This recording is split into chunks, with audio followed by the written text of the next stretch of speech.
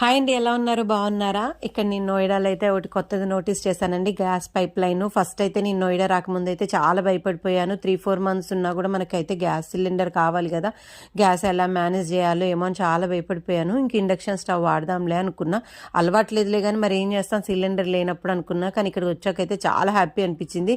నిజంగా చాలా వింతగా కూడా ఉంది, ఎంత బాగుందో అసలు. మంచి గ్యాస్ పైప్ లైన్స్, ప్రతి ఇంటికి కూడా ఇలా గ్యాస్ పైప్ లైన్స్ పెట్టేసి దానికి అక్కడ మీటర్ లాగా ఉంటుంది. మనం ఎంత గ్యాస్ వాడుకుంటే అంత మీటర్ రీడింగ్ అవుతుంది. హాయిగా అసలు మనకి సిలిండర్ అయిపోతుంది, బుక్ చేసుకోవాలనే దిగులు కూడా లేకుండా ఎంత బాగుందో, నాకైతే చాలా బాగా నచ్చేసింది.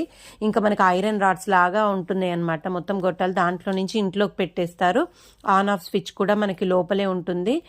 రెగ్యులేటర్ లాగా మనం ఆన్ చేసుకోవచ్చు. దాన్ని ఎక్కించుకోవాలన్నా అంటే హై చేసుకోవడానికి తగ్గించుకోవడానికి కూడా అందులో ఉంటుంది.